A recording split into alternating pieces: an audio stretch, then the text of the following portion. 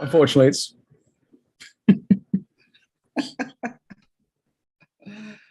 Gosh. and we're live.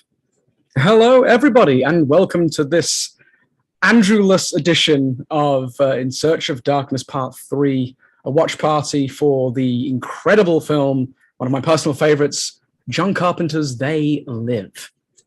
Yeah. Carla, welcome. Yes, It's been a while. Great to be back. I know it's been a while. It's great to be back, especially with this film, which is one of my favorites of John Carpenter's. I appreciate it more today than I ever did. Yes, it definitely it really hits a second time, doesn't it, when you watch it in the modern setting? It really does. It really does. And yeah, if there's anyone here who's the first time watching, you could put a 1 in the chat. And if you've seen it too many times to count, you could put a 2 in the chat. But I'd be curious to see if there's anyone who's hasn't watched. I'm sure everyone's seen that scene, right? The bubblegum quote. But I'm curious to see if there's someone who hasn't just watched it the whole way through from start to finish. Definitely. Yes. And also, if you have your tinfoil hats, either actually made. My mom was not amused when I wanted to use the aluminum foil to make one.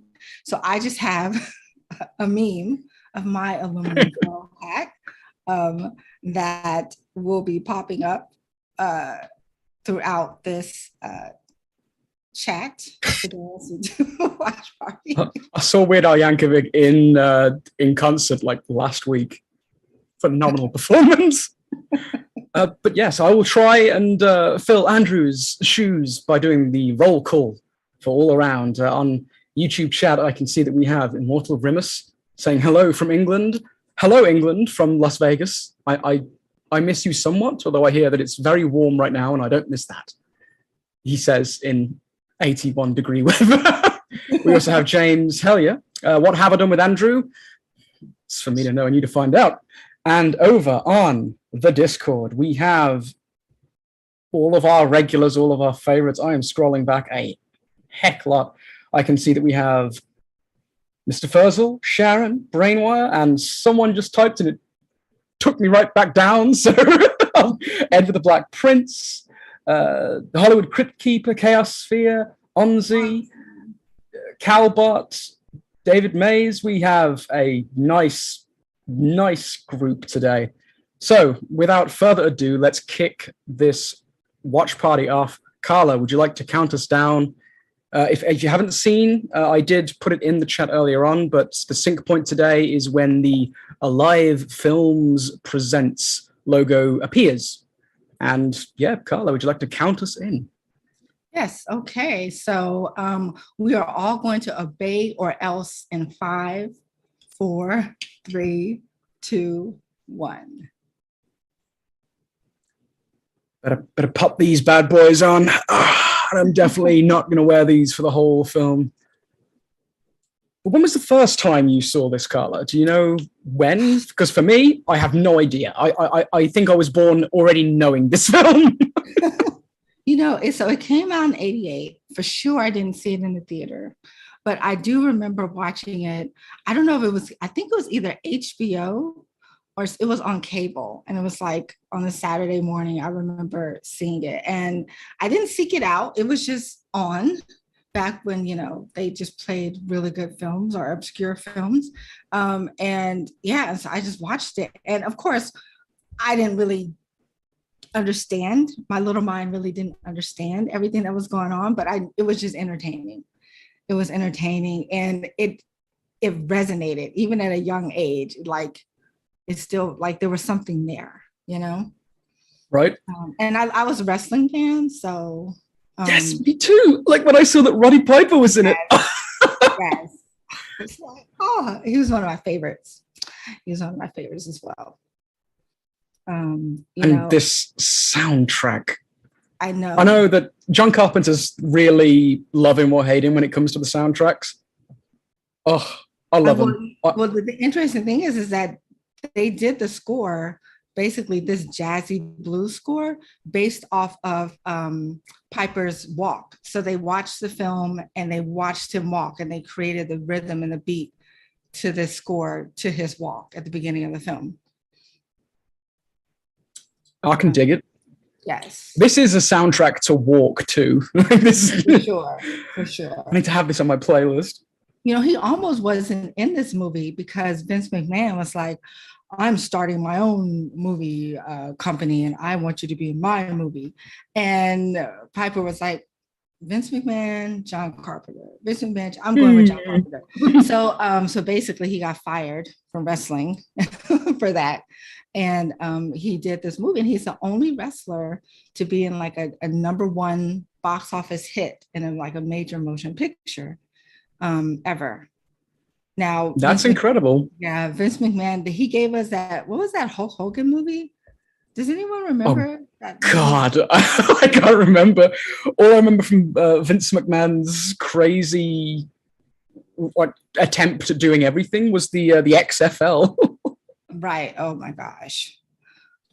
Yeah, but yeah, so he did a bunch of Hulk Hogan films that didn't really go anywhere. Although they were entertaining, but they, they weren't on this level. No holds barred. Ansi said no holds barred. Thank you, Ansi. Oh, yes, that's it. Yes. You know what's interesting? I didn't realize in this movie is that we never know his name. Not once, no. Not once. We only figure out his name in the credits, which is not. Nada, yeah, exactly. Nothing. And I know that there were a bunch of famous actors that Carpenter was considering for the role, including Johnny Depp and several other like large actors. Yeah, I think Johnny Depp, I think Tom Cruise. Bunch of them. I know Kurt Russell, but he had worked with Kurt Russell and everything. It was Tom Cruise, Patrick Swayze, Sylvester Stallone, David Hasselhoff. Oh my God. That actually could have been something.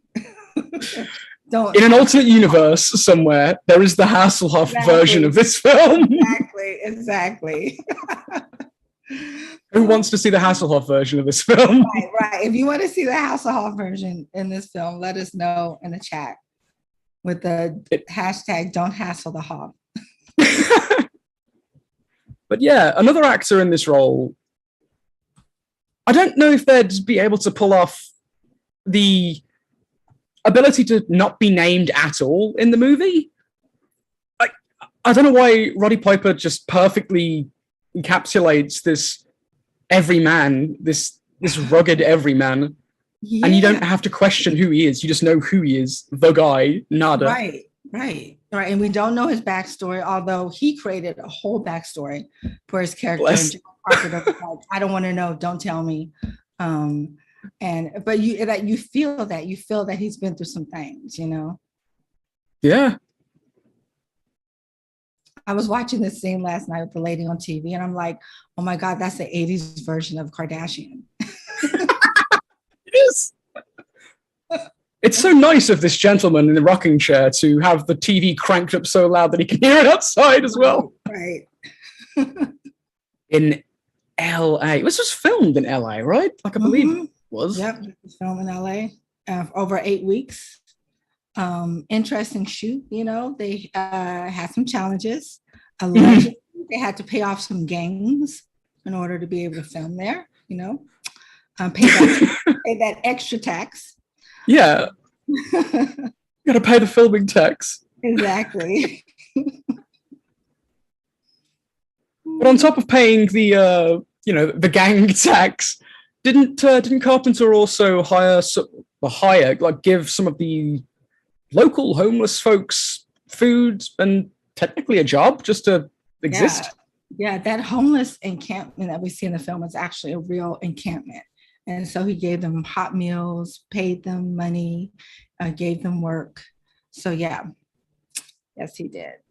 And that was something that, the actors definitely respected John Carpenter for doing,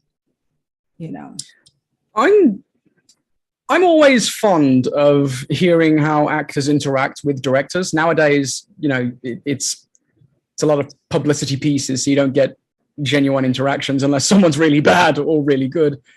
But in all the interviews we've like personally done with friend of the show, Keith David and such, never heard a single bad word against John Carpenter. He comes across as such a pleasant director to work for. Yes, and very down to earth. I feel that even though he's a Hollywood film director, he's done all these movies, I've always felt, and I think he's felt too, that he's on the outside of Hollywood. He's not an insider, right? He's always kind of been on the outside, the indie, still struggling to get his work made. And he still comes across as very everyday guy, and yeah, but Hollywood on the social medias, you occasionally see the meme that I think someone made, but I think there was an article that suggested that John Carpenter would have been so and so years old if he was alive today, and he replies with, "I may look dead, but I'm still here." Great sense of humor. He came to my college because we were doing a John Carpenter marathon at our theater at our state college. I went to Cal State Long Beach, and he was there, and he was just so cool, so down to earth. Harry Dean Stanton also showed up as well, and he's such a sweetheart. Harry Dean's such a sweetheart. And yeah, he was just, and they both had this air about them of approachability, likability, and it was really cool. And here is that camp we were talking about earlier. Yeah. And the Keith David himself, I believe the role was written specifically for him by Carpenter because of his work on The Thing. He was very impressed with Keith, and he wanted someone who wasn't like a sidekick. And honestly, he doesn't come across as a sidekick to me at all. No, he's like a co-leading. Yeah. So Mr. Furzel said, what if Frank is the Thing in this? Could be. I'd buy it.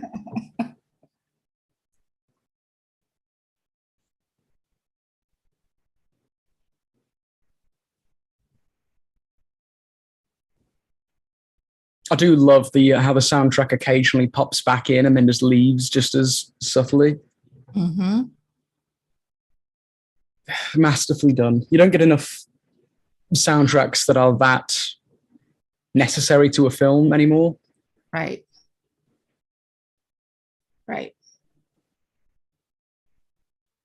It's actually a very beautiful shot. I prefer the more eastern side of the country for filming locations. I prefer more industrial shots. But damn, Carpenter knows how to make LA look nice even when it's a homeless shelter.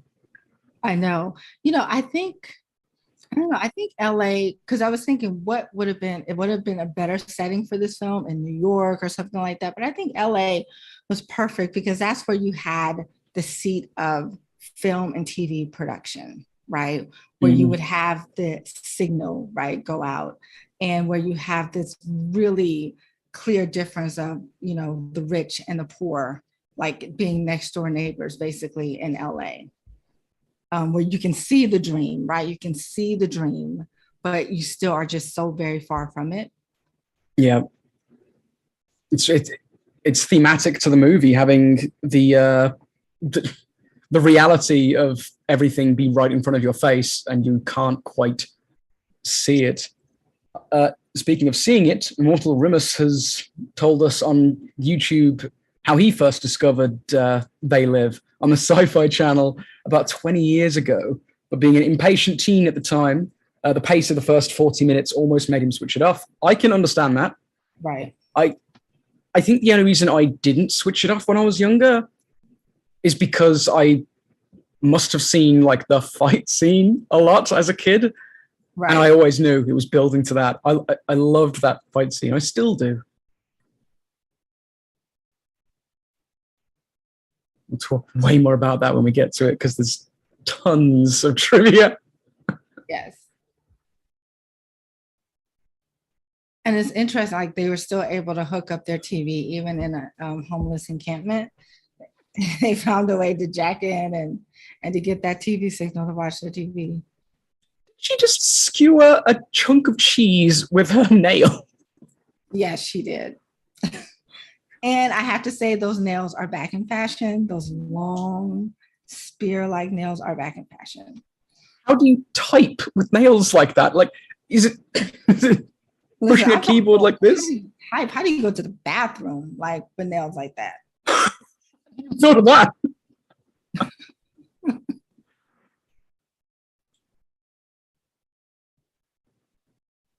Ah, yes, the hackers. Yes.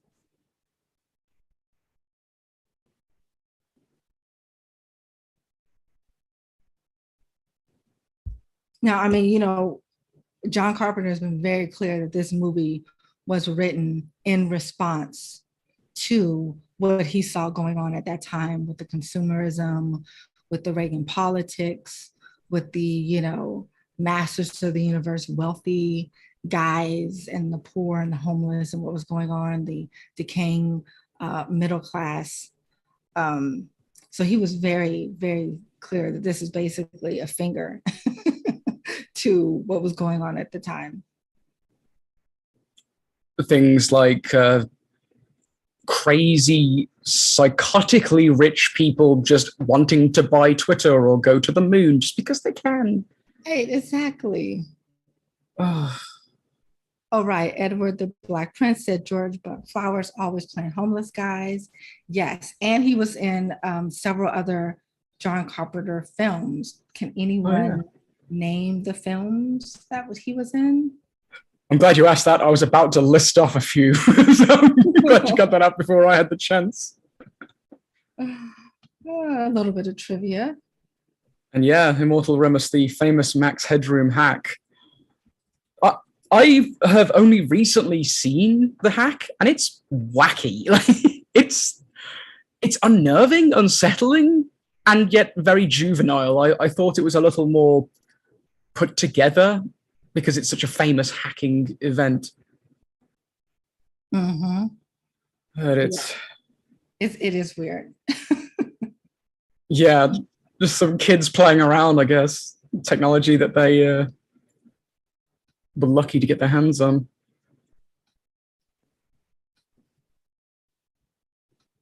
But yes, Immortal Remus, once again, whenever there is oppression of any kind, They Live is always timely. It is unfortunately, a timeless movie. Consumerism is very cyclical. Okay, so we have here, Mad 42 was in Mac and Me.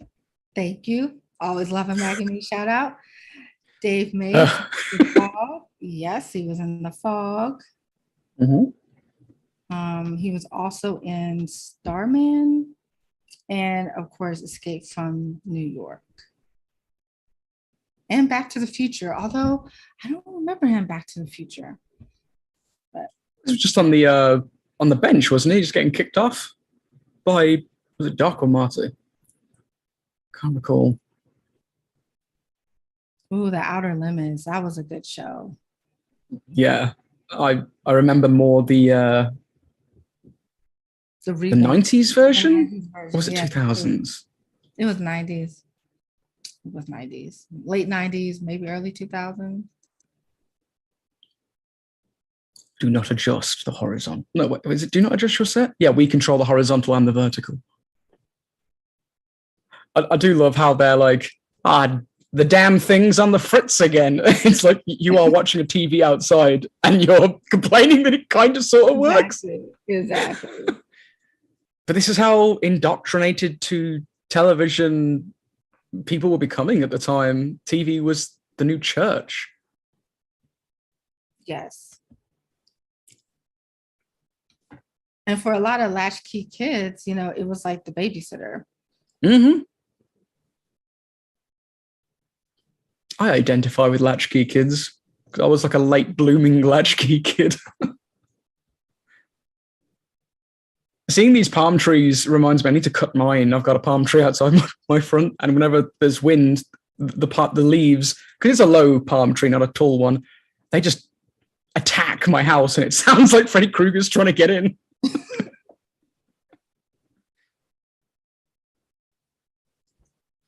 Yes, Mr. Frizzo says Nada seems bemused by all this so far. And for me, that was it. When I was watching, I was like, oh yeah, that is kind of interesting, whereas Frank is like, not my business, don't want to know about it. Nada's like, and I'm wondering if he's thinking like, oh, this is maybe like a drug house or like just being nosy and like nothing else to do. But he does seem kind of like cheeky a little bit about it all. Yeah, thumb just tucked into his pocket, walking around.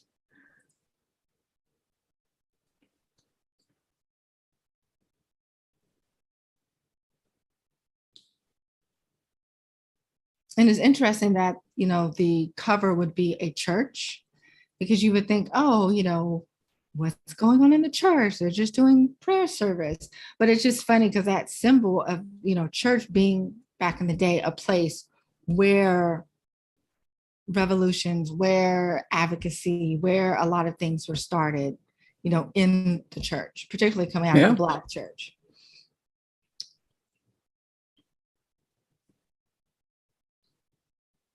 Ooh, that's unfortunate. That's another actor too, who I think he was in Prince of Darkness. I believe you're right. Yeah. I think so. I'm melding a lot of people in Prince of Darkness together. The cast is so huge.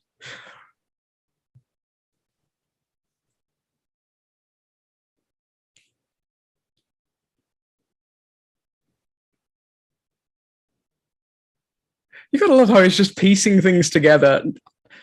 How many lines of dialogue has he had so far? Like 5? And yet we know so much about the character already, and we don't even know his name. Right. And that probably also comes from wrestling, right? The act, like using the body and expressions and movement to tell a story. Sharon says, and you have very little time to tell a story when you're scrapping with people in the ring. Yes. Sharon wants a Prince of Darkness watch party. I can get behind that. I do too.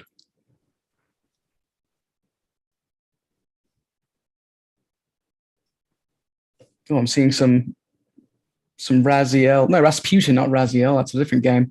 Rasputin from Psychonauts from Ever the Black Prince. Oh, TV. Oh, yeah.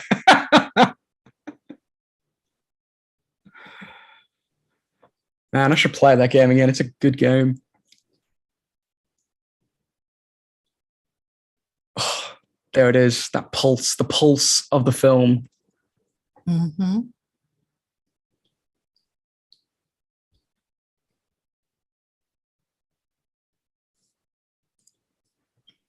I could listen to George Buckflowers narrate my life. He has such a good narrator's voice. Now I'm going to put the tinfoil hat meme back, because this movie, it was made for $4 million budget, very low budget. But it did number one at the box office. It made like what, 13 plus million. So it was a bona fide hit, but it was only in the theaters like for 2 weeks, and they just it disappeared from the theaters. And that's unheard of, to have a number one film that's doing well, even if it significantly drops off in the second or third week. If it was number one, they typically leave it in there a while. And so I'm like, why on earth would they take this movie out of the theater? Yeah, wonder why. But yeah, I wonder if it was re-released today, would it get the same react? Oh no, have they been talking about a remake? I swear I've heard whispers somewhere on the grapevines, and no, it's just as relevant now as it was back then. It doesn't need a remake. It doesn't need an update or anything. Right. No, it's just fine as is. Yeah, making what, 13-ish million on a $4 million budget. Woof. Even if you count a heavy marketing campaign, which I'm sure it didn't have. Right. That's a lot of bank. Lots.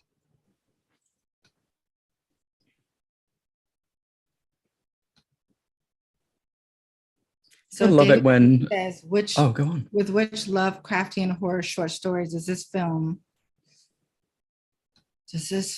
has some plot elements in common? I think it might be quite a few Lovecraft stories, but maybe the one where the protagonist goes to Innsmouth. I can't remember the name of it. I did so many Lovecraftian story things for university back in the day.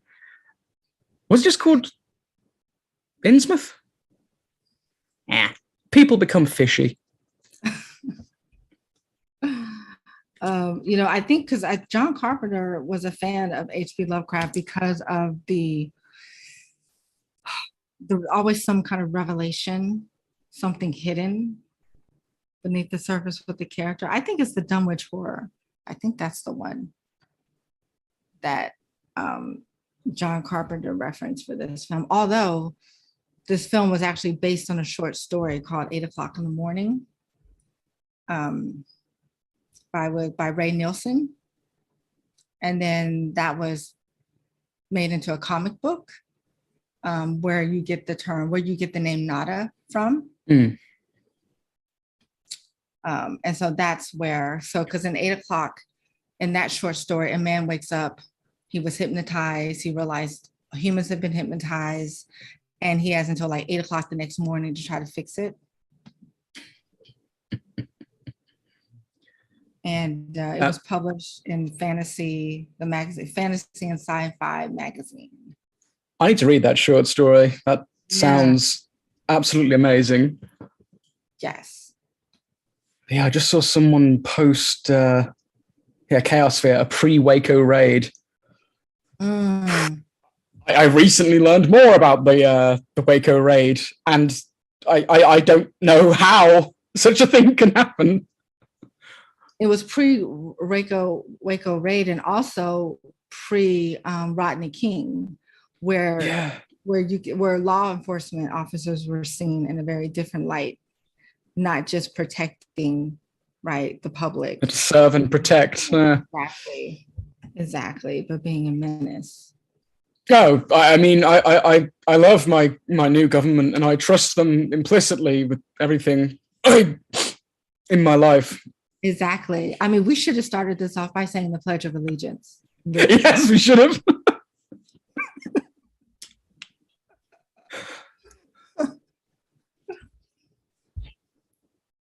Not Buck.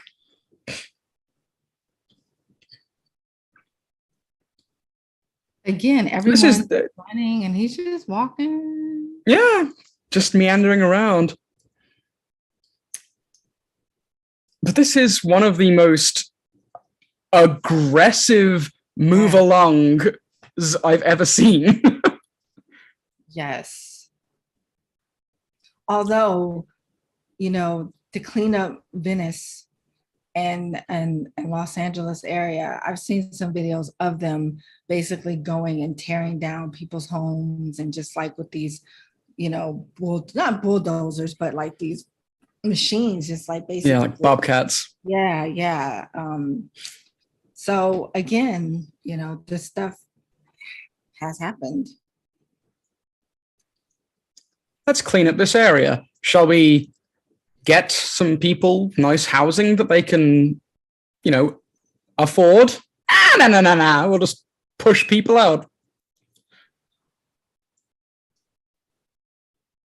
Because a lot of these people who are in the homeless camp, they are pretty well put together. They don't look like very, very unfortunate. Right.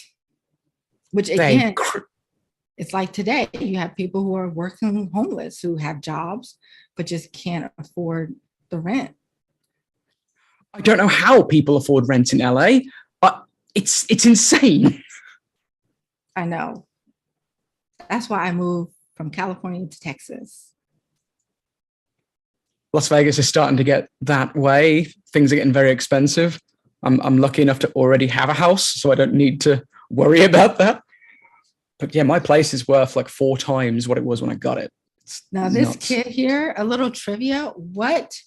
So he was in The Goonies. He was one of Brad's friends in The Goonies.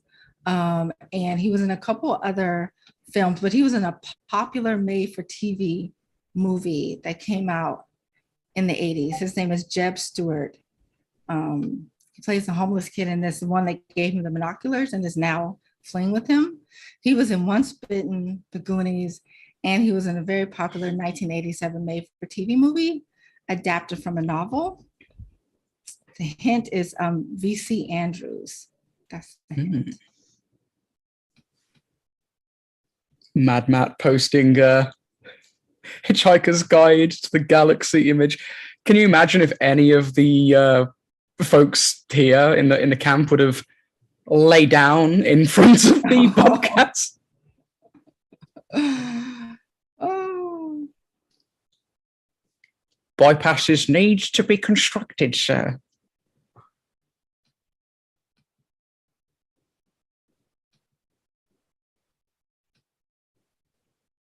So he was in, someone said, oh, Sharon got it. A true 80s baby. Flowers in the Attic. Yeah, she said the author's name gave it away. I said, yeah. For us girls, yes. For the guys, no. I don't think they would have gotten it even from the hint. But yes, Flowers in the Attic. Have you seen that one? No, I have not. Oh, no. You must. I'll add it to my list. You and yeah, that's right. I write on paper. Your wife probably. She may have. Yeah.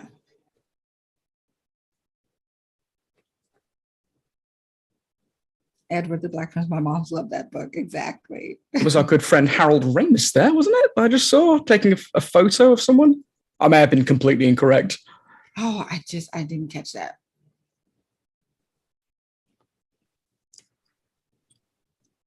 Immortal Rimus again.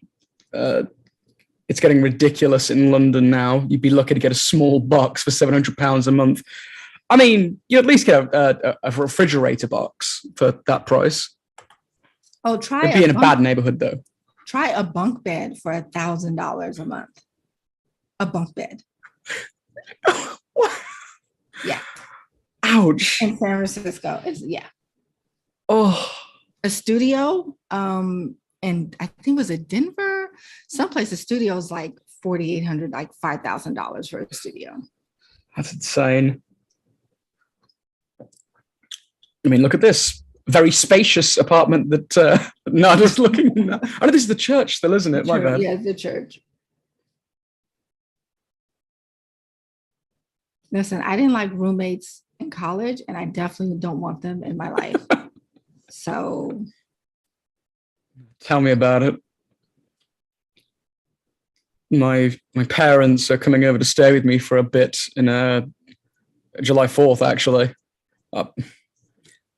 It's meant to be my freedom day, and they're coming over to ruin my freedom, and I'm not looking forward to putting them up for a bit. I've got a taste for freedom. I hate giving it up.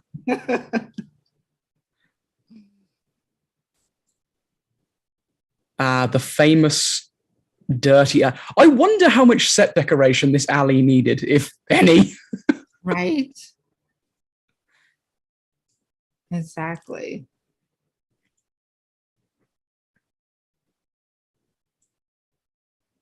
Now that I think about it, what this movie really takes place over the course of just a couple of days. Yeah, it's a very short time span. Yeah.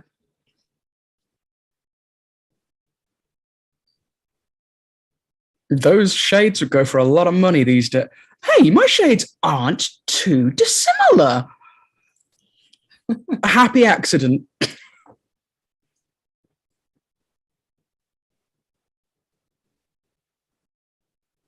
Okay, how is there a trash can there with not a single like disgusting slime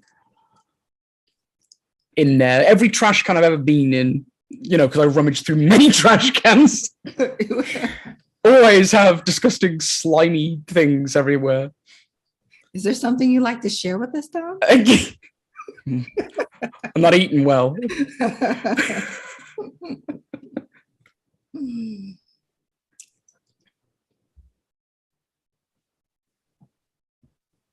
Here it comes. Oh, yes, these beautiful matte paintings. Gorgeous. Like I told you earlier, I could not tell you these were matte paintings before. I know. Perfect.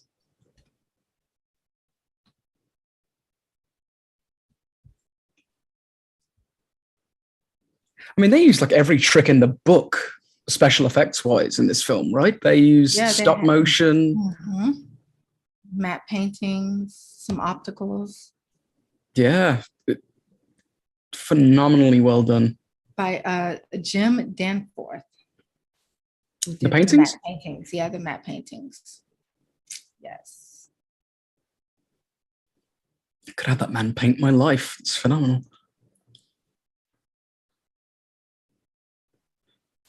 Yep, no independent thought. Consume.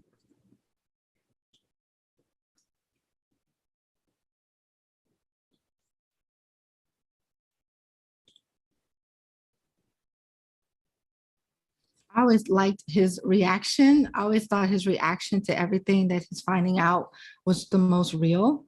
Like you would be shocked, denial, angry, and then just start going crazy.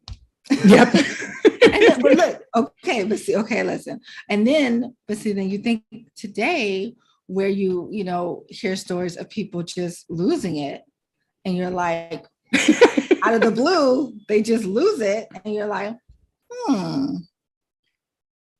and like the news might cover them or not cover them at all. But it's like, yeah, today he would just be like one of the stories we hear about of someone just losing it, you know? Lizard Man has just put forward a point I was about to make, actually. The aliens are trying so hard. They should just invest in free-to-play games like Blizzard does. So Blizzard is a gaming company. They recently released a mobile game called Diablo something. And it free-to-play. Everyone hated its microtransaction fees.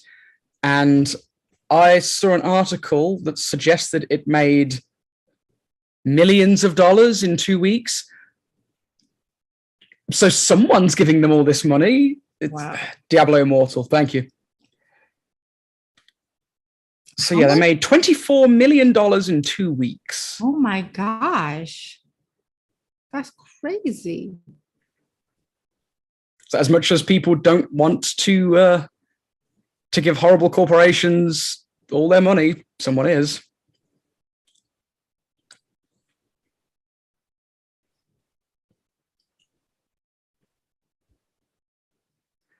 So who in your life do you think, Carla, is an alien? If you're going to put on some shades, like a previous landlord, irritating roommate. I would definitely say previous bosses and supervisors for sure. And also when I worked for the government. Pretty much everyone. Definitely. What about you? Oh, so many people. So many people. I have had many friends who have worked totally against me, like in a very mean-spirited way. So yeah, they're definitely alien scum. Speaking of the government, my wife's about to work for the DA's office here in Vegas. So I'd better stop my anti-government rants before it's too late. This looks like it was a working store. This is too much. And for their budget that they had, they in no way built this. Yeah, didn't have a chance. What's crazy is that the stunt guy, the stunt coordinator from the film, I think his name is like something Amata. He played, Jeff Amata. He played the majority of the aliens, even the female ones. They put him in some pumps and skirts. When you had the alien like in a single shot, he played the majority of the aliens in this film. Does anyone know the name of the aliens, what their names are, what race or what they're called? I have no idea.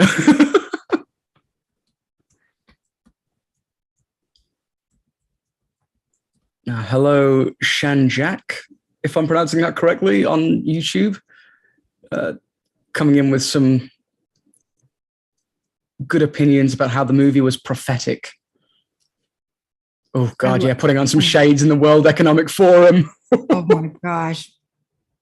I love this scene. I love this scene. You're okay. Fine.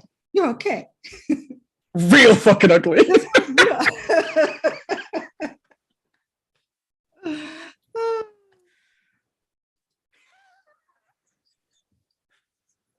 Formaldehyde face.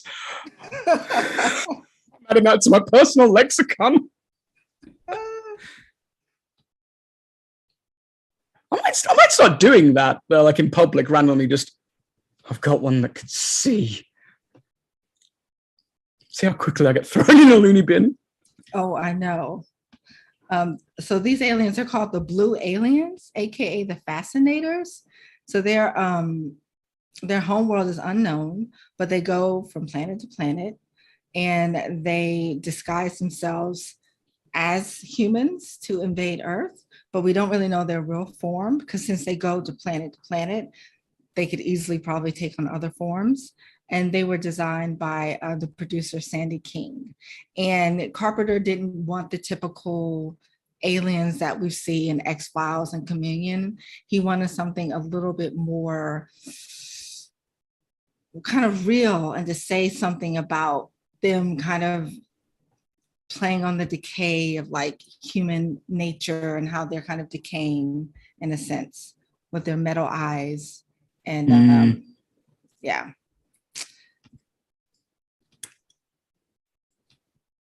It has strong The Hidden vibes. Mm-hmm. Oh, I love The Hidden as well. It's a good one. My man crush, Kyle MacLachlan.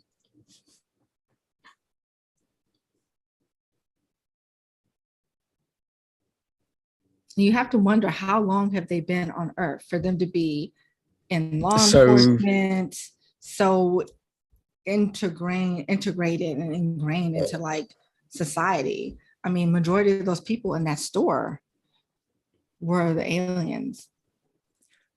But look, they are actively, before now at least, trying to convince our boy here to side with them.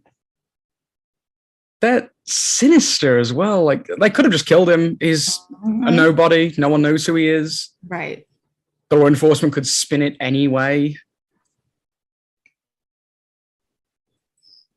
Man, can you imagine cops spinning things a certain way to not be the truth? That wouldn't happen ever. See now, Dom, you're just going too far. You're just going too far. Like, you have taken the tinfoil hat and created a whole outfit.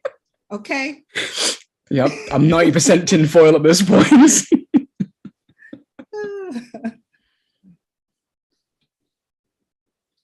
Robert Gonzalez on YouTube. Hello, welcome. Hope you're enjoying the film as much as we are, and you aren't being as paranoid as I am.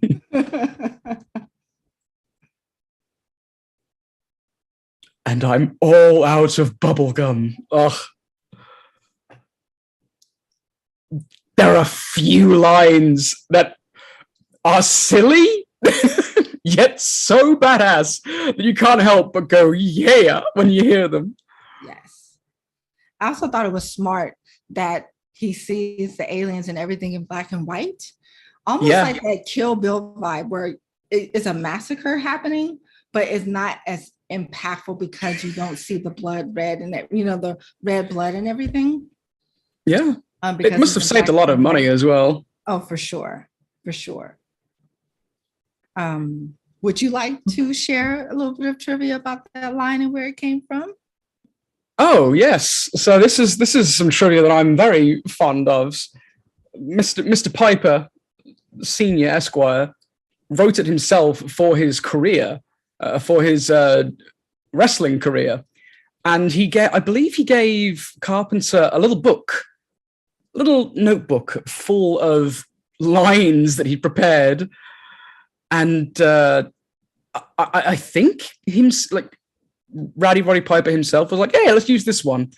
But it may have been Carpenter who specifically pointed to that line and said, "Yeah, so that's a keeper." But it went on to be used in the first-person shooter video game Duke Nukem 3D. It's one of his most famous lines. Oh. He reverses it. He says, "It's time to kick ass and chew bubblegum, and I'm all out of gum."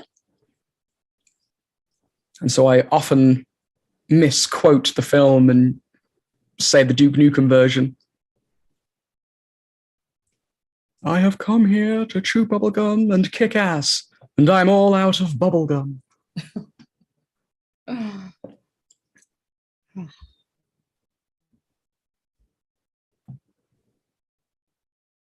And that little camera. Yeah, the drone thing, that was stop motion animation for the drone. I mean, drone technology will never exist. It definitely won't happen. They won't spy on you or anything. Not at all. That's like flights of fantasy right there. Pure science fiction. Yeah, somebody was doing some white lines back in the 80s.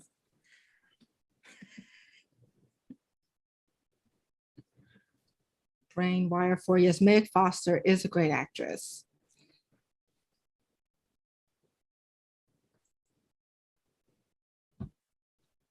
I think every time I watch this film, I somewhat forget her arc or lack thereof. Mm-hmm. Yeah. I won't spoil it for the one or so humans in this chat that haven't seen the film, but for the uninitiated, you won't spoil it. Oh, Shanjak has just received their In Search of Tomorrow Supports Us package. Woo-hoo! Congratulations. Hope you enjoy it. Yeah, they're all on their way now. They're coming out. Yes. Ooh, yeah, Meg Foster in Masters of the Universe as well. She's a really good actress. Yes. And she easy on the old peepers as well. Leviathan. She also played a particular type of role in Leviathan as well. Mm-hmm.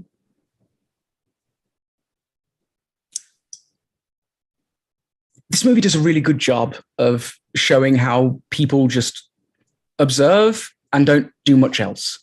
Yes. They can tell that something's not quite right, but accept it. Right. That guy there was one of the producers of the film and a couple other films. Well, let's guesstimate how much would this LA apartment cost nowadays? How many millions of dollars? It has a garage, multiple rooms. Right.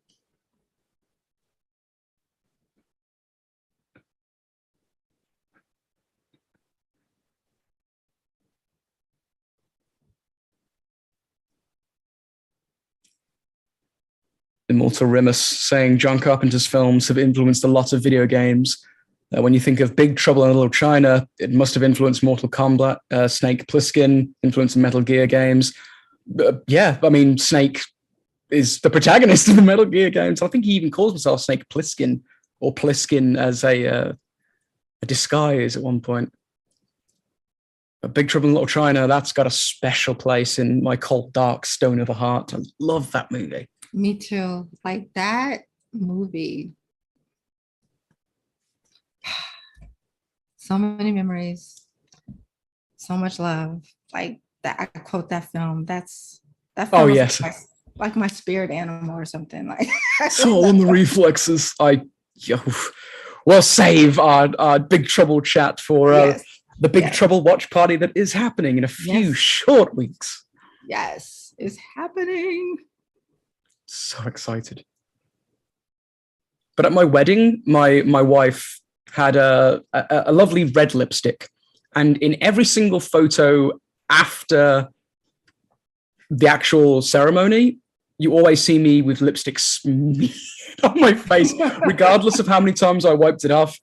She'd plant a kiss on me again, and that's when the cameraman would come by and take a picture. So I just say I was inspired by Big Trouble, and I. There you go. That was surprising that he, I don't know, was so trusting of her. Like, you know, he must realize he sounds absolutely nuts, and he just kidnapped her, and he's trying to be like, so what's your name, where are you from, you know? But you can tell that he's also like, he's a good guy. He's done everything he's done so far, every choice he has made has been arguably positive. He has taken out clearly hostile menaces, right? And he has all but spared all the humans. Didn't have to, even when they're acting against him. So I think he's trying to be the action hero in a different film. Yes, right. I mean, also too, if we would have had Stallone in this film, I don't know if we would have had this sense of vulnerability. No. And the sense of that, he could get hurt. Like he could very much get hurt in this film and not turn out okay. Whereas it's Stallone, you're like, he's invincible. Like he's Cobra, he's Stallone, he's Rocky. He's not going to get hurt. He's not going to be vulnerable. But so I think the casting choice was good to have kind of an anti-hero. For sure. Speaking of Stallone, at my in-laws' house, my wife and I go to the in-laws, to her parents' place every Sunday after the watch parties, actually. Caught the end of, I think, The Expendables 3. Stallone gets shot by Mel Gibson, brushes it off. And this guy's in, like, his, 60s at this point. Mm-hmm. Ooh.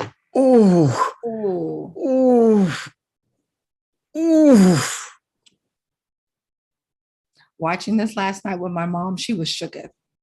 She was shooketh. Yes. She was like, oh my God, is he okay? Just comes out of nowhere. It does. Oh.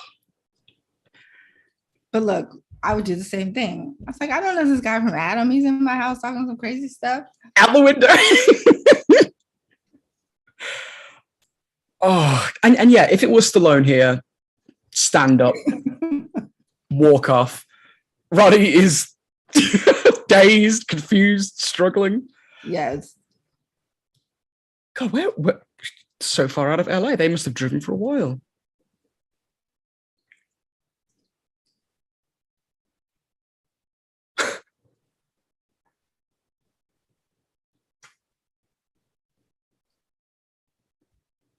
Those cops got there fast.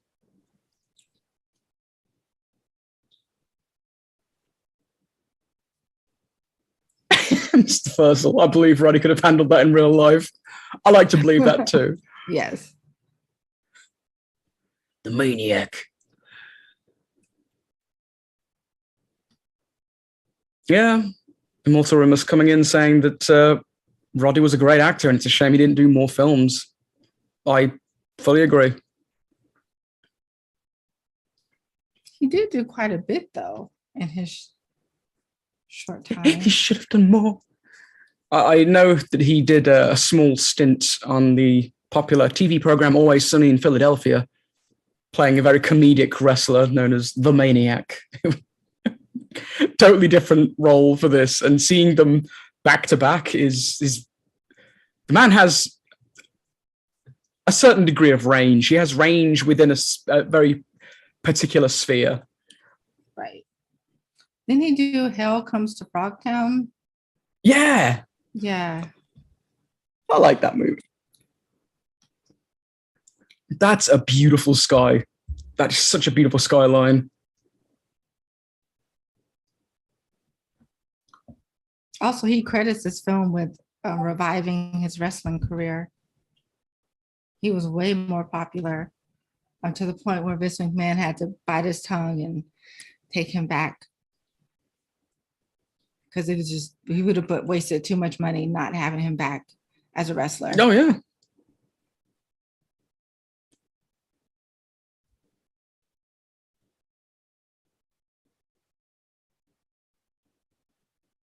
Oh, Keith David, another person I want to narrate my life.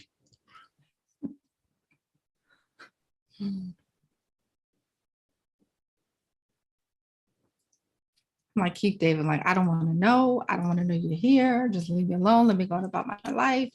Yeah, that's pretty much how I'd be. Get out of here. Leave me be.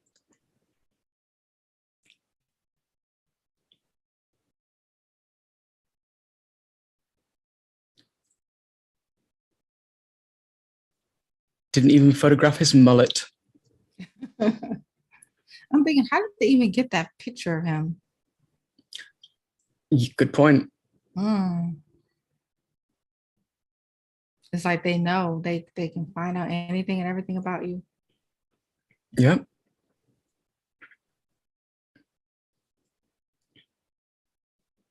That's a dedicated trash like company to go into a, oh, this is probably just a back alley where people deposit their trash anyway, now I'm thinking about it.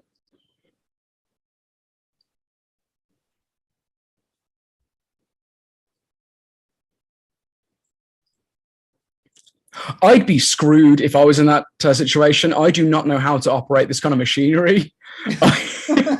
I'd be like, there's something in there. Can I just dip in real quick? And again, not a single amount of sludge. Luckiest dude ever. Just shredded paper. Yeah, not a bunch of like needles or anything like that. Just like, hey.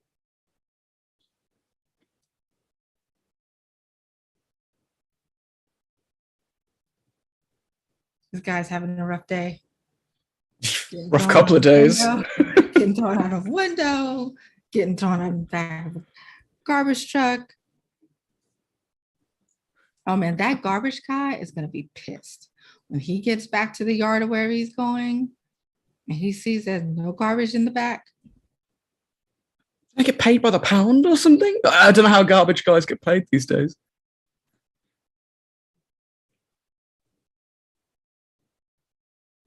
The famous fight. What a shot.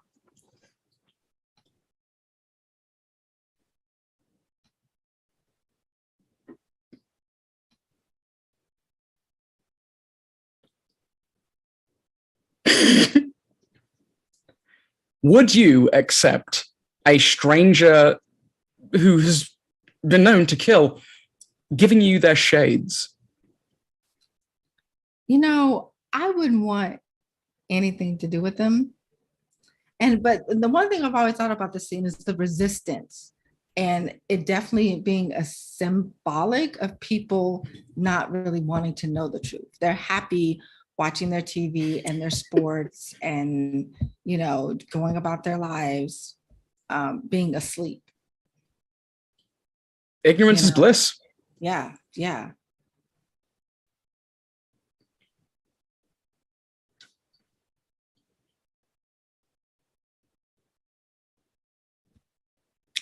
Here it is.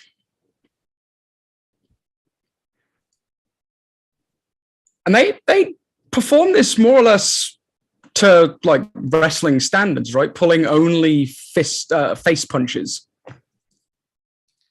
Yeah, they wanted to, so they only the hits to the face and the groin were fake, but they really fought it out for real. And what they did is they placed mats down in the alleyway and they painted them to look like the ground. Concrete. Yeah, concrete. So, because I always thought about that. I'm like, okay, it looks like that hurts. But so that was smart. But yeah, this fight was only supposed to be like 20 seconds, but they were so good that John Carpenter was like, let's go for it. And they rehearsed it for about almost a month with the stunt coordinator. Where Keith David was teaching Roddy Piper how to act, and Roddy Piper was teaching Keith David, how to fight and do these wrestling moves. And John Carpenter told the stunt coordinator, listen, you could do whatever you want to do with this fight. I just want three things. I want three wrestling moves, because John Carpenter was a wrestling fan. So he was like, do whatever, just give me my three wrestling moves, go for it.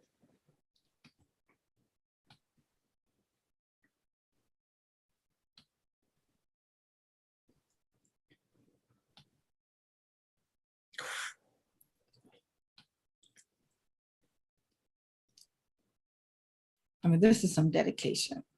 Like, ugh.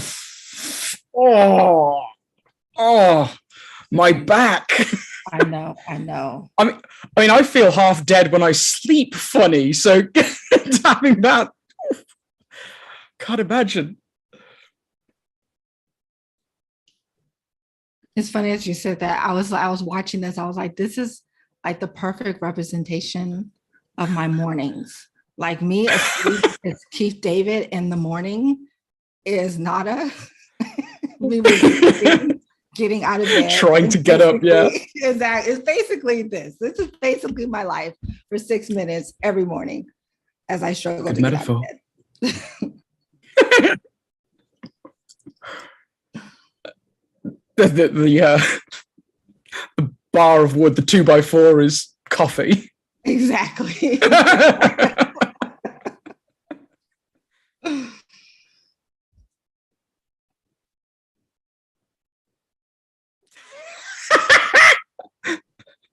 I love it.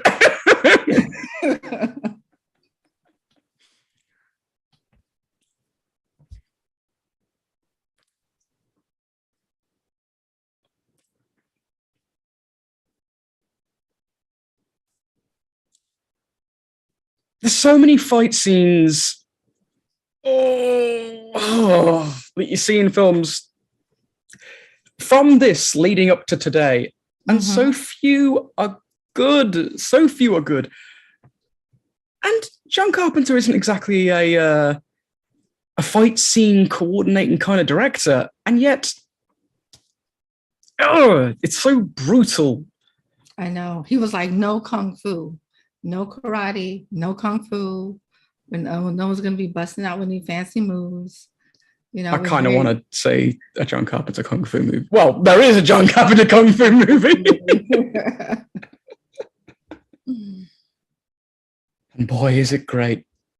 Oh my God. But I'm glad they didn't make Kurt Russell do any heroics. Cowboy says the only thing missing is a folding chair. Right? Yeah. Did you have one in the back of the alley near the trash? Yeah, or the car boot just opens and it's a chair in there.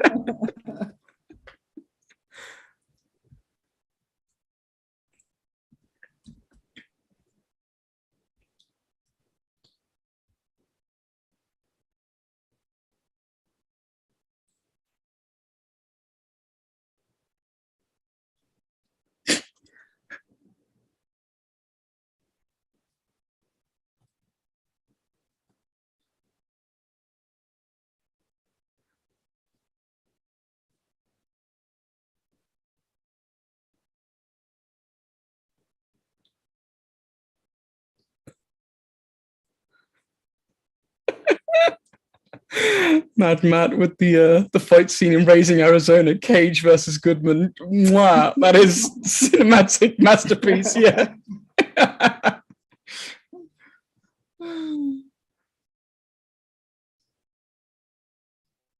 I also love how they have clearly suffered.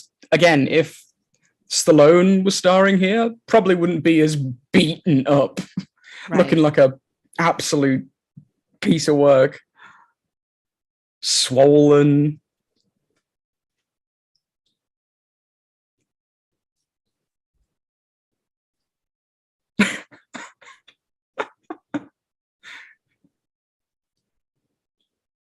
I love at these places, like they don't even ask any questions.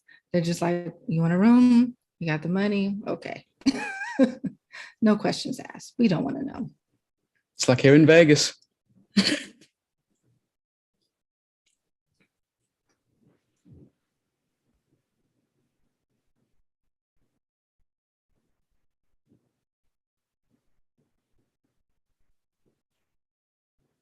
It is a beautiful soundtrack.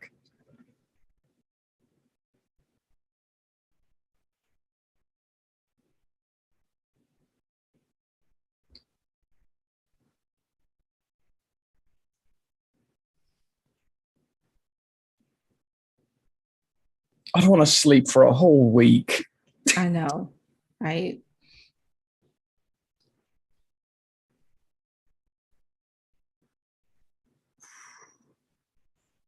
Watch TV.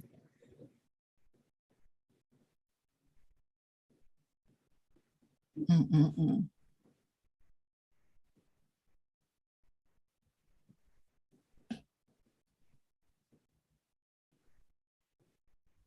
Now, there was another film that came out, I think the same year as this, that featured alien characters assimilating into modern day society.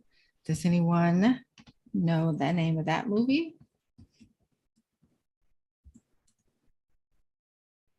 And what is that? Here's a hint. It's got a connection to the Christmas classic Elf.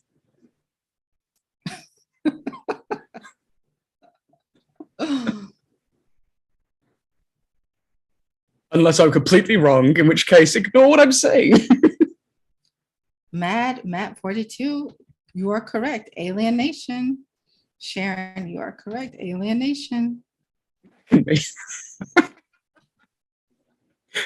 Classic alien invasion film. You know, real talk. I don't know if I've seen the film. I remember the TV show. Alien Nation. Yeah, I don't know if I've actually watched the movie with James Caan. I Mm. just remember the TV show with the guy from Robot Jocks. Can't remember Oh his my name. God, yeah.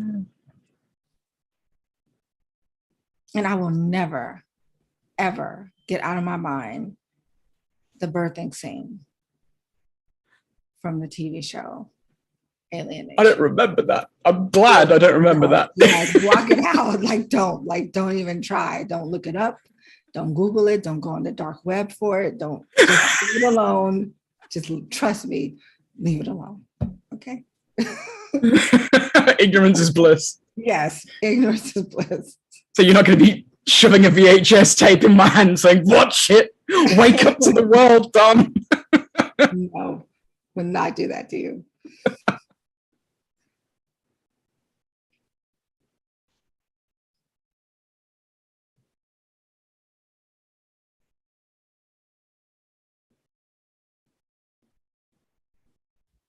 Maybe they have always been with us. That's one of the things that I do really appreciate about this film. It doesn't try to explain a lot of it. It Right. shows you this few days, this little set piece. Mm-hmm. And that's all the story it needs to tell.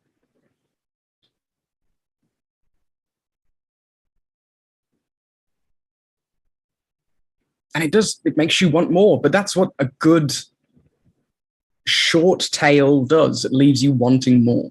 Mm-hmm.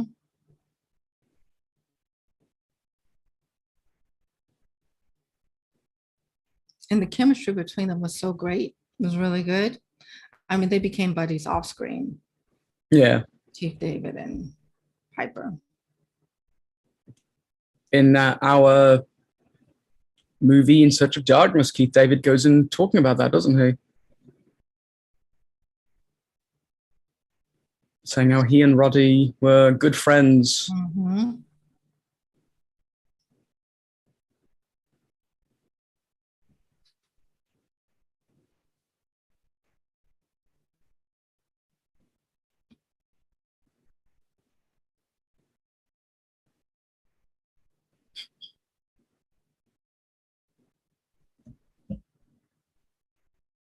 This movie is kind of like the Matrix before the Matrix, you know?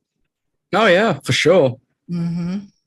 Was it Dark City that was also the Matrix before the Matrix? Yeah, that was, ooh, that movie. Ooh.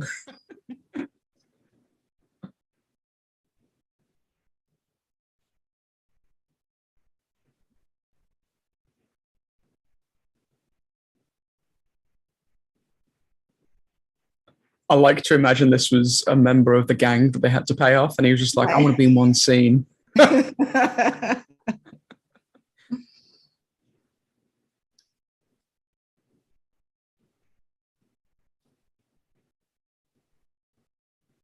if a cop just walks up? Like, excuse me, sir, can you not point your illegally sawn off shotgun here?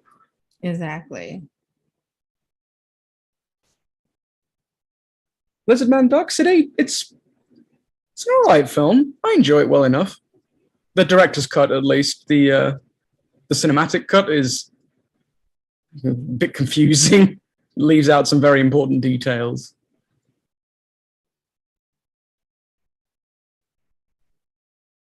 I mean, you just have to think about how, you know, if these people were doing this today, how they would be portrayed by the media, you know, as to kind of discredit the cause that they are fighting for or against. They would probably be in some terrorist group or something somewhere. For sure.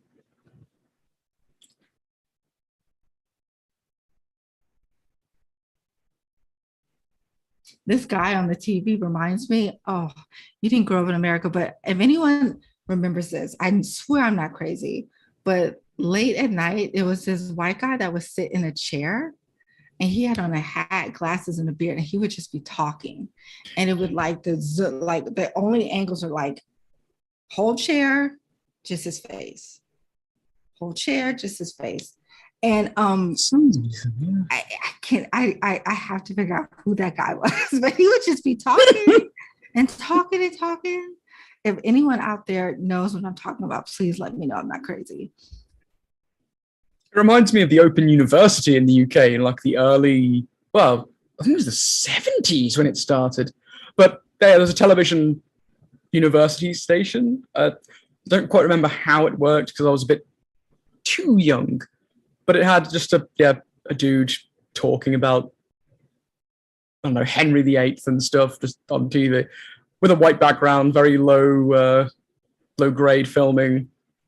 But they're a big university now where people get degrees and go on to use those degrees or don't use those degrees as universities becoming.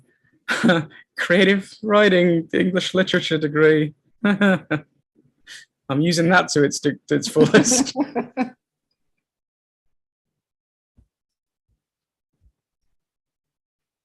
So let's take this out of context. A group of people who are seeing aliens are gathering a lot of weaponry. I think that is how the media would talk about these people nowadays. Exactly.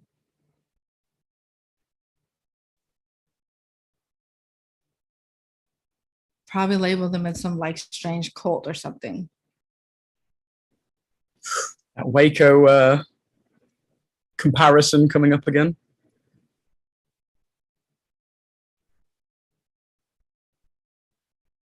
Imagine knowing though, and it's like you got the contact lens and you're supposed to go to work and like act as normal, act as everything is okay. That would be hard to do. And your coworker's talking to you at the water cooler and you're, you're looking at them. You're like, I don't know if I could do it. Would it be easier doing that, or would it be easier doing Invasion of the Body Snatchers style, pretending to be part of them? Probably pretended to be part of them. Yeah, going back to normal. Yeah. Easy. Yeah.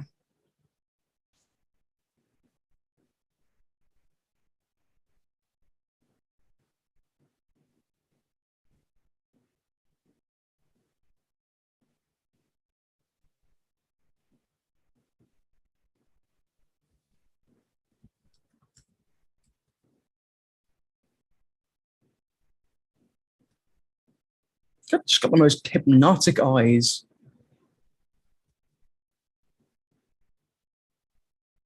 But I'm like, wait a second, how does she know to show up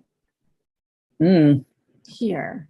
I mean, let's assume she found the glasses and she put them on and she freaked out. But how would she know about this group? She wasn't at the homeless encampment, right? Unless co-worker or somebody, but still. I mean, my head canon is that she's there for a very particular reason. She was sent there by a particular group of people, but again, I will save the spoiler talk just in case. And also, she's really playing up the soft voice. Oh, I'm so dainty, even though I threw you out of a window. Yeah, I tossed you out of a window like it was nothing. Exactly. But yes, she turns up the breathy voice. Yes. I should try that next time I ask Robin for something in particular. Play up the breathy voice. Please, can we have a Super Mario Bros. Watch party at some point?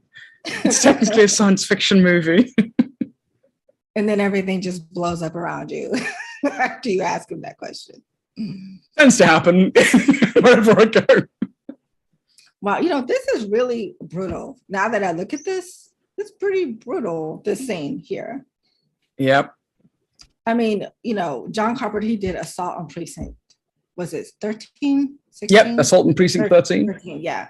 And in that film, the little girl, that wants in the first 10 minutes. That right there lets you know, okay, this guy is off his rocker. So I'm not surprised, but still though, it's just really sad. Yeah. Oh, isn't that the guy from Big Trouble in Little China? Like he just stepped out. Potentially. Wow.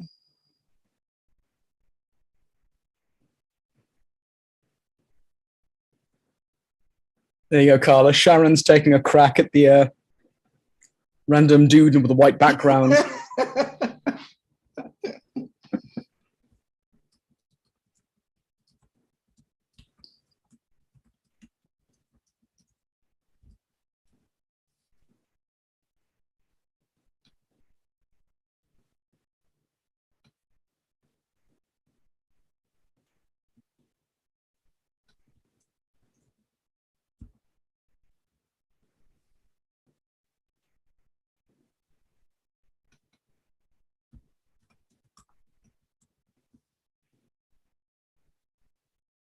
Yeah, Al Leong. I mean, famous 80s stuntman.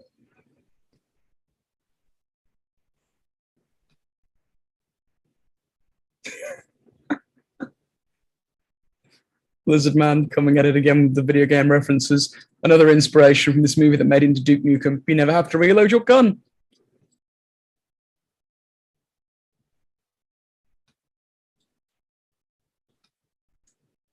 Such an adorably simple effect. And yet it works so well. Mm-hmm. Just add a whoosh sound effect. You got yourself a teleporter.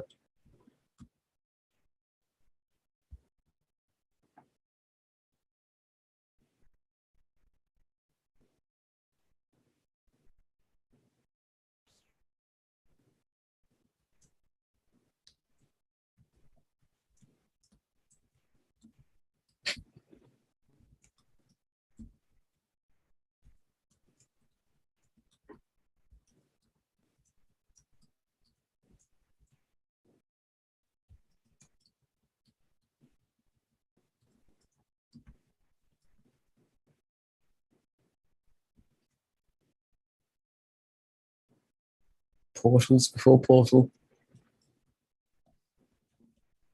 Oh, look what we have here.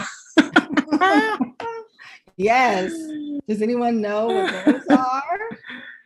Yeah, the communicator. What could that Yeah. possibly be?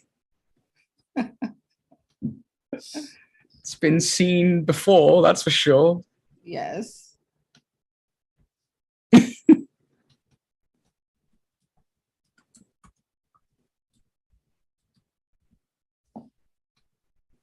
There you go, Mad Matt's got it. PKE meter from Ghostbusters. Yes.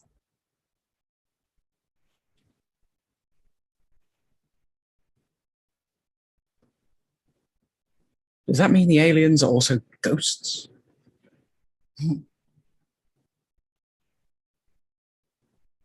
So their projections were for 2025, which is 3 years from now.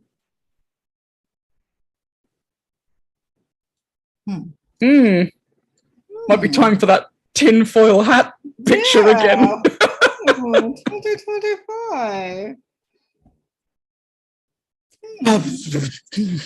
Interesting. Just 3 years from now.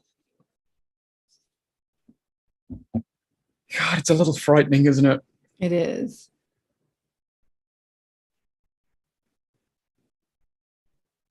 You know, though, I don't know if I would stay and fight. I'm more like, just, get me off the planet. I'm ready to go. I'm like, yeah, I'm done here. Like, yeah. Out of here. Like, I'm with ET. Like, phone home, please. Get me off of this planet.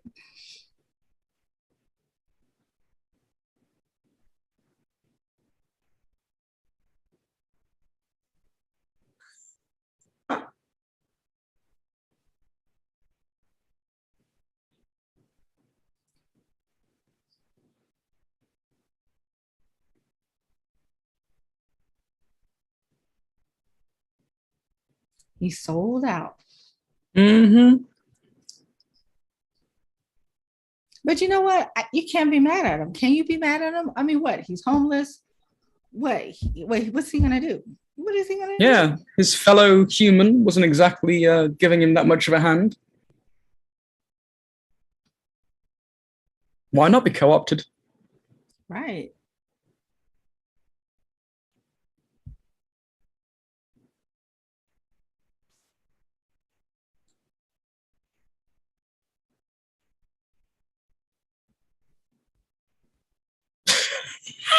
You got to respect the hustle. He's just having fun with the toys that he gets given.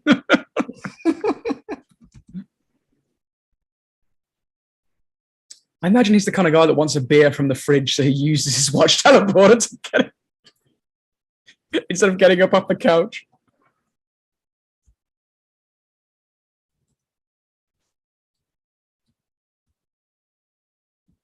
There it goes.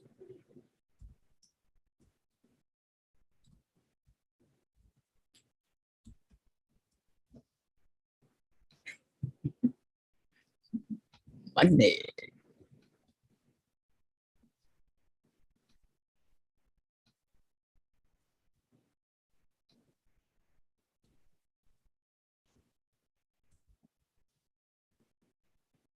Yeah, that's like folding space-time theory.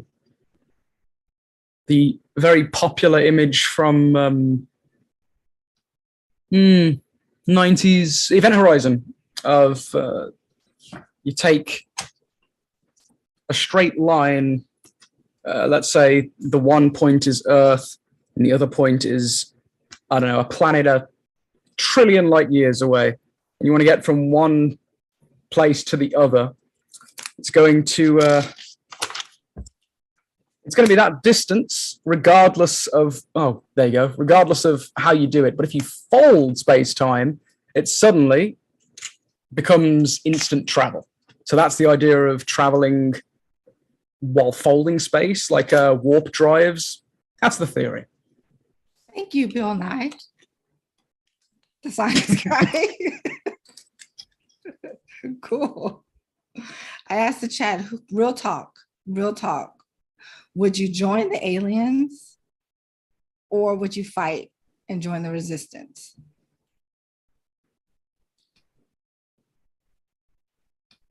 Hmm. I would join the aliens 100%. You would. I would not at all dare to fight our overlords. I'm easily purchased, overlords, just so you know. I plead the fifth. Yes.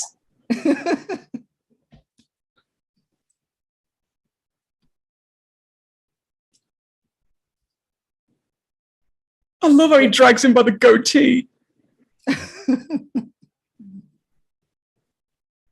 I mean, sadly today, people would sell out just to get on a reality TV show. So, yeah.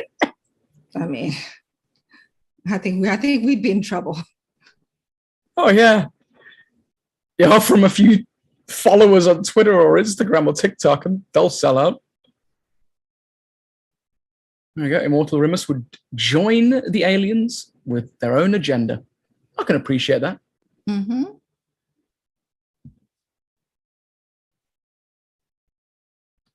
Play both sides, be an opportunist. That way you always win. Television. That's another film that's got a special place in my heart. God, that may have been one of the first horror movies that freaked me out by the VHS tape alone. Something about eyes.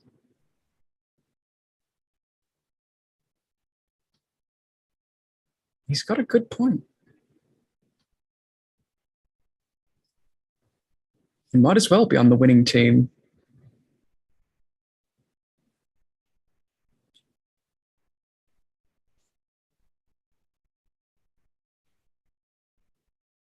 You just need to wait for one of them to turn into a werewolf at the end of the broadcast. Right. So interesting. The commentary on news, media, the news.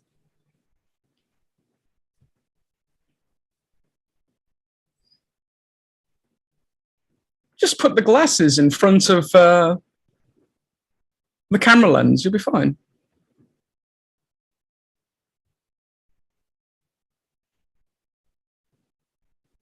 Ugh, that's giving me flashbacks to working in an office.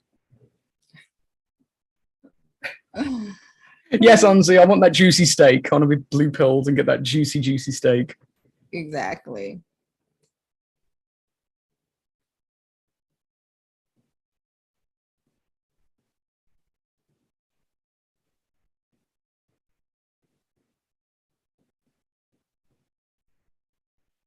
You shouldn't be drinking coffee while you're pregnant, love.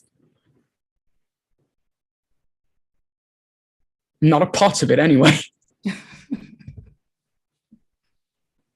Gosh, made me think of the movie 9 to 5. 9 to 5, on the way to make a living. Here, Dolly Parton might be doing a rock album soon. I'd listen to it. Why not? I believe that she can do anything.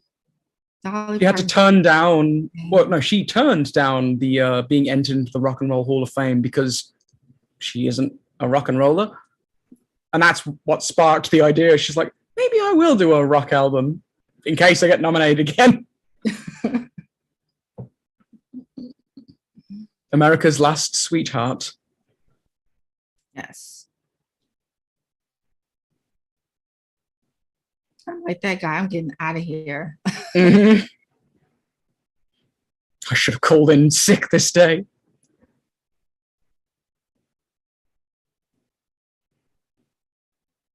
Lizard Man said, man, this climax really ramped up from 0 to 200, hasn't it? Mm-hmm. Yes. I wonder if those guys think that they pressed against the wall and sliding against, like.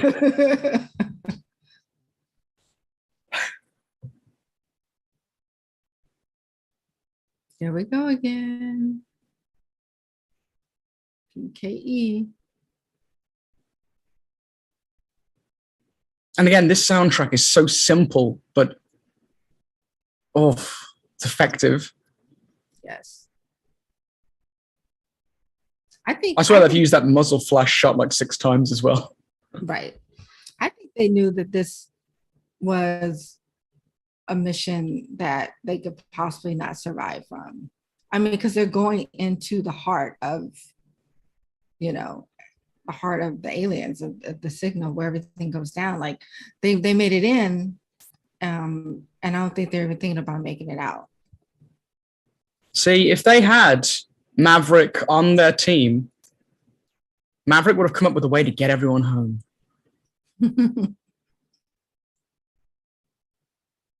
But no, seriously, like, so you wake up in the morning tomorrow, Dom, you turn on your TV and you see a blue alien there on the news, on the commercials. Like, what do you do? Like, at the end of the day?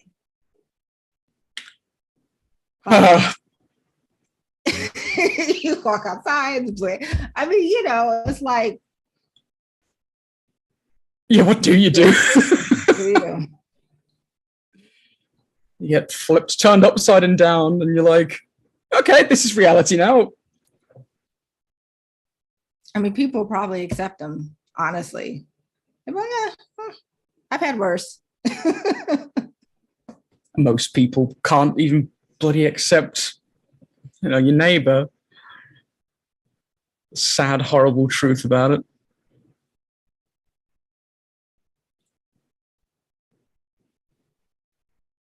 Oh my gosh, my mom was so upset when Frank died. I swear she like her mouth turned into Megan from The Exorcist. I was like, Mom, you okay? She was so bad. How come you didn't tell me he was gonna die? Because I didn't want to spoil it for you. I'm sorry. Maybe she really likes him because she's like, just come with me. Nope, sorry. Fuck. It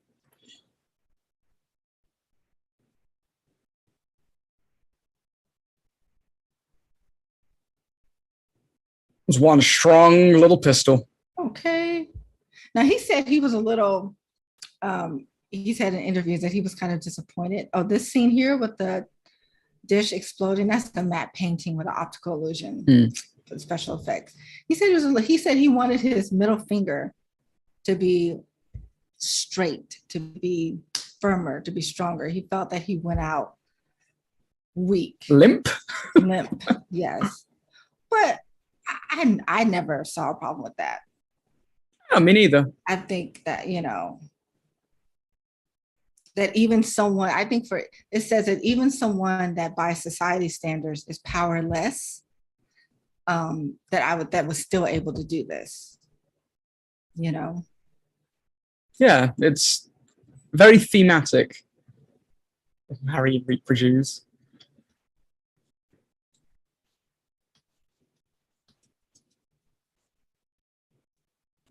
I love that that's how it ends. What's wrong, baby? Oh, man. Well, everybody, that was and always will be John Carpenter's They Live. They live. They live. The Oracle of the 80s, the Clio, the Psychic Friends Network of the 80s. Document. Some say it's a film, others say it's a documentary. Others say it's a warning of things to come. Exactly. Or, like you said, a documentary, a tale of things that have already happened. Right. We'll leave that for you to decide. Yes, we will. What a film. And yes. Carla, thank you for joining me on this Andrew-less voyage. It was a treat to have you as always. Same with everyone in our community. Whew, I hope you all enjoyed it as much as I did. Yes. And what do we have up? Because I'll be back next week. You'll be back next week because I unfortunately won't be here next week. I'm going to be hosting an FPS backer event. So anyone who has backed FPS, I'll see you next week. But next week we will be, Andrew will return and we will be watching, well, I hope he'll return anyway. He's got a flight to catch. So. But yes, you'll be watching Swamp Thing. Yes, we'll be watching Swamp Thing. Another Saturday afternoon favorite of mine. It's good. Ooh, I'll miss you guys, and I'll be back the following week for something else. So I'm not too sorry about missing Swamp Thing, although it's a fun movie, and I'm sure you guys will have plenty of fun. Yes. But for our Discord community, final thoughts of They Live. Yeah. While they think about it, Carla. You know, I watched it. It was a long time since I've seen it, and it eerily and just accurately holds up today. And just going beyond the themes, it's just a well-made film. You know, the special effects don't overwhelm it. The aliens aren't overly cheesy or overly made up. It's very real. It's very grounded, from the cinematography to the color scheme, to having real homeless people in the film. It really grounded the film. And I think that's why it stands the test of time. And I think that's why, for me, it's aged well. Yeah, I'm right there with you. I think it's aged incredibly well, arguably better than a lot of John Carpenter's films.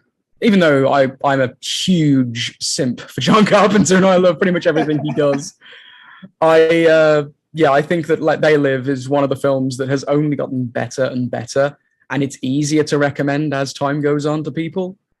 Mm-hmm. Yeah. Lizard Man says, I think it's a worthwhile examination of consumer culture, well made. I can see why it's well loved, part of Carpenter's canon. And honestly, I enjoyed it more than I thought I would. Thumbs up.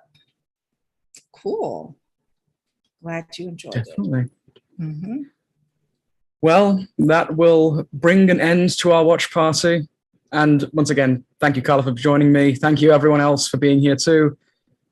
Stay safe, everyone. Be kind to yourselves, be kind to everyone else, even if they might be blue aliens in disguise.